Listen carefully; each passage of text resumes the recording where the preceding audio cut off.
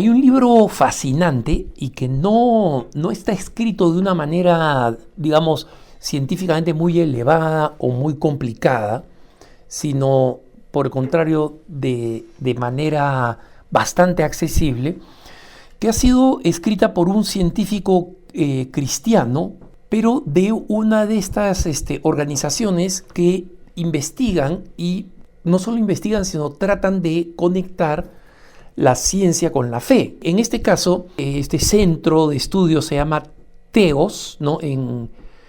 Como en griego, T-H-E-O-S, Theos. Y el libro está escrito por un doctor en filosofía que se llama Nicholas Spencer, así como Nicolás, pero con CH en inglés, no Nicholas Spencer, tal como suena, con C de casa, comenzando con S, Spencer, ¿no?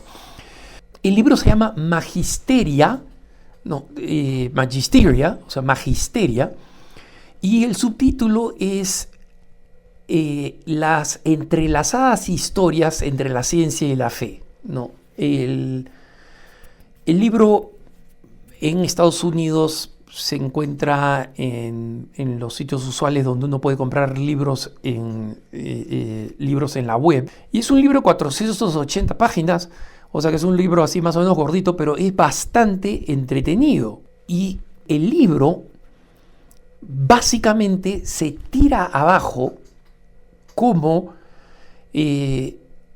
la ciencia siempre fue la gran enemiga de la religión y viceversa, y cómo la religión, mientras ha tenido poder, digamos, ha tratado de silenciar a la ciencia, de aplastar a la ciencia, incluso con amenazas de muerte o matando gente, ¿no?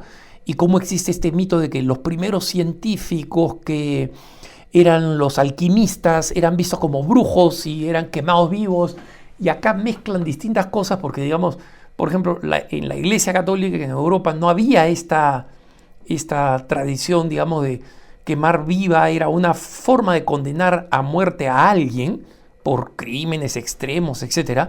Pero la quema de brujas fue un fenómeno completamente protestante del noreste de los Estados Unidos, específicamente, digamos, de el estado de Connecticut y sus alrededores, ¿no? Nueva York, etc. Pero hay toda esta idea, y más bien el autor Nicholas Spencer demuestra cómo grandes episodios del avance de la ciencia están más bien vinculados y entretejidos con la religión y no lo contrario. Y cómo el cristianismo, a través de grandes episodios históricos, lo que hizo fue alentar el uso de la razón y no lo contrario. Y que la mayoría de los casos históricos que se han destacado, como el caso Galileo, por ejemplo, han sido exagerados por el secularismo postcristiano o han sido seleccionados de múltiples casos que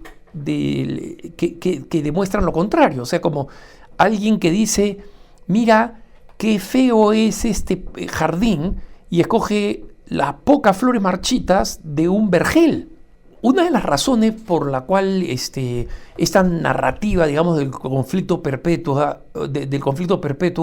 no puede ser real, explica Spencer, es porque la mayor parte de la historia de la humanidad se ha desarrollado en el contexto religioso.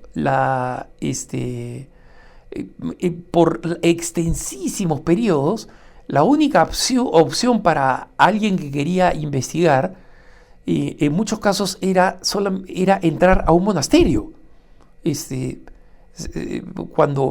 Cuando buena parte de las ciencias greco-romanas, por ejemplo, se pierden por las invasiones bárbaras, por la destrucción de muchas técnicas, y Europa se vuelve la Europa de lo que se llama, pues, los primeros siglos de lo que la secularidad le gusta llamar la Edad Media, entre comillas.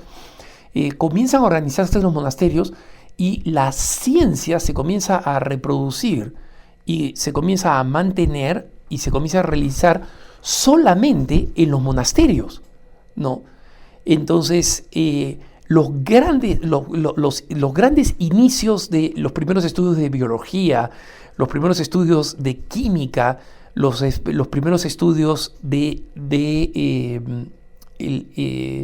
las estrellas, ¿no? Digamos, de astronomía y de muchas otras cosas, solamente se podían realizar en los monasterios. Y quienes lo inventaron eran monjes, ¿no? Quienes comenzaron con esto eran monjes.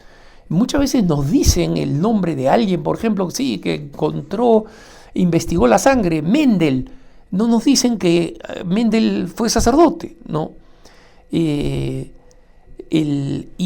la primera institución que se organiza para como una sociedad secular, digamos así, independiente de los monasterios, es la Sociedad Real de Inglaterra, creada en 1663, ¿no? The Royal Society, que era para promover la ciencia, 1663, ¿no? Y cuando escribe su primer documento fundacional, dice que las actividades de esta academia científica están dedicadas, y acá cito textualmente, a la gloria de Dios el Creador, ¿no? Y los grandes fundadores de esta organización, Newton, ¿no? O sea, todos se acuerdan de Isaac Newton, sus estudios sobre la gravedad, y Boyle, eran cristianos, devotos, ¿no? Pero Spencer, el autor de este libro, el Magisteria, ¿no? Entra también a muchos ejemplos de cómo es más bien la reconciliación, ¿no? La conciliación entre religión y ciencia, lo que demuestra que la ciencia fue progresando, digamos, motivada por la religión. ¿Por qué? Porque, y especialmente en el mundo cristiano, en el mundo occidental, porque el mundo occidental había creado este sentido de fascinación frente al mundo como creación de Dios, ¿no? Y Spencer explica que hasta relativamente recientemente la ciencia y la religión no estaban claramente separadas y distinguidas, ¿no?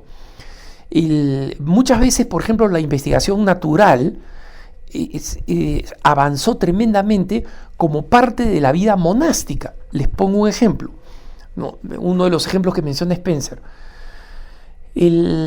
Los monjes eran los únicos que tenían el suficiente conocimiento, el suficiente tiempo y la suficiente formación para comenzar a investigar la vegetación, ¿no? En lo que sería, digamos, la botánica, y ver qué combinación de vegetales podían ayudar a prevenir o curar determinadas enfermedades, no solamente para los monjes, sino también para el pueblo, ¿no? Porque después de la Europa, digamos, post-Imperio Romano y destruida por los bárbaros, los pueblos comenzaban a reunirse en torno a los monasterios.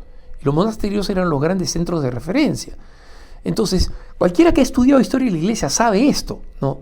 Pero Spencer tiene que explicarlo desde el punto de vista científico para que la gente entienda cómo toda esta investigación de tomar notas, cómo se llama este vegetal, dónde crece, dónde no crece, en qué tiempos del año crece, qué tipo de suelo le resulta favorable, son los primeros datos de la biología, de la botánica, pero es un acto de caridad fundamentalmente, donde los monjes dicen, bueno, vamos a crear estas cosas, y algunos productos de los que hoy disfrutamos como simplemente lujos adicionales, los famosos amaros, ¿no? O sea, palabra que significa amargo en italiano, que son unos digestivos.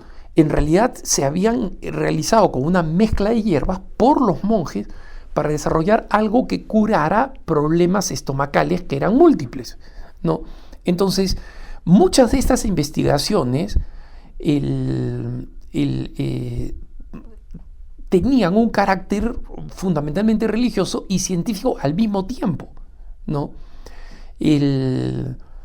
Y muchos pensadores religiosos buscaban en los debates teológicos bases científicas para decir, tú estás equivocado, porque esto lo demuestra el orden natural, y yo tengo razón, ¿no? Por ejemplo, uno de los grandes teólogos mencionados por Spencer, yo no sabía esto, lo sé ahora por el libro, un teólogo greco-bizantino, Juan Philoponus de Alejandría, justamente se empeñó en demostrar que la Tierra era redonda, ¿no? Y todo lo contrario, que la Tierra era plana, que eso lo creía la religión y solamente algunos rebeldes lo creían. No. Y hasta recientemente, y esto lo dice este científico que es evangélico, o sea, que es protestante, no es católico, que hasta 1950, tan recientemente como 1951, el Papa Pío XII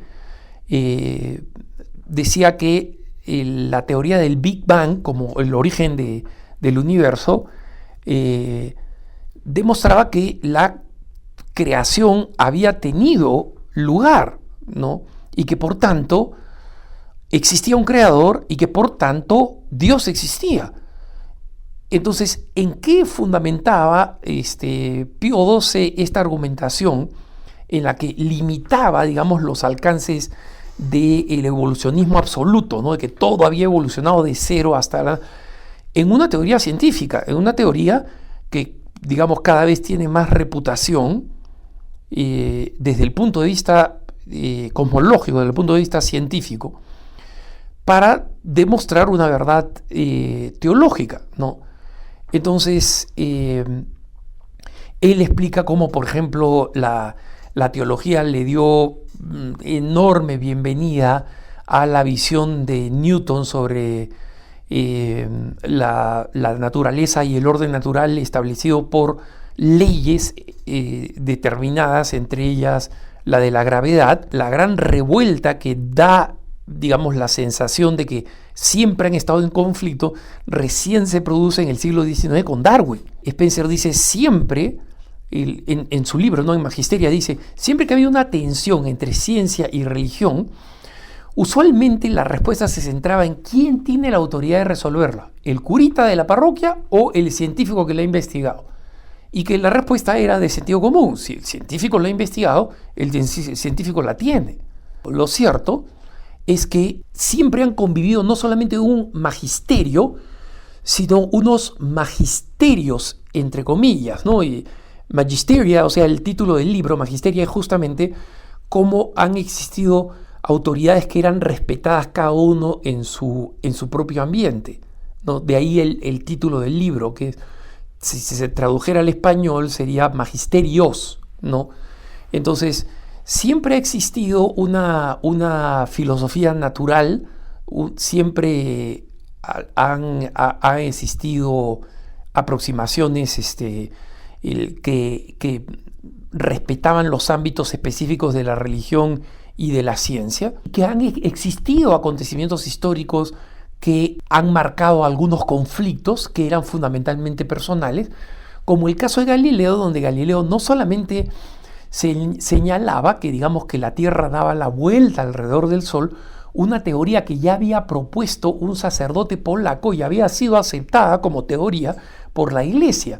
El problema es que Galileo decía, hay que cambiar la Biblia. No, ese es el problema. Cuando alguien ha querido, digamos, invadir el otro ambiente, ahí es donde se han creado las tensiones. Entonces, han existido muchos debates y, sin embargo, el gran aporte de Nicholas Spencer con Magisteria es de ofrecer abundantes ejemplos de cómo la tensión entre religión y ciencia ha sido una tensión creada más bien por quienes tenían sentimientos específicamente antirreligiosos y creían que los avances científicos, cuando en realidad estaban proponiendo hipótesis y no teorías comprobadas, tenían su enemigo en la religión, cuando en realidad era un cierto conservadurismo antidesarrollo que tenía algunas conexiones religiosas, pero que no era necesariamente religioso y ciertamente no de la Iglesia Católica, porque el establishment, digamos, o sea, el establecimiento que se amotinó contra los descubrimientos de Darwin y contra teorías bastante, digamos, bizarras que Darwin propuso y que hoy día no nos cuentan, y que simplemente, por ejemplo, la de generación espontánea, ¿no? Que hoy día no nos cuentan que Darwin la propuso para resolver determinados problemas y que hoy en día es científicamente ridícula, ¿no? Demostrada. Fue una tensión creada con una sociedad puritana anglicana, no católica, ¿no? Y en consecuencia, que esta idea de que el cristianismo en general se ha opuesto a la ciencia y que la ciencia solamente ha progresado gracias a pelear contra la religión, es una narrativa completamente falsa. Que tengas un buen día.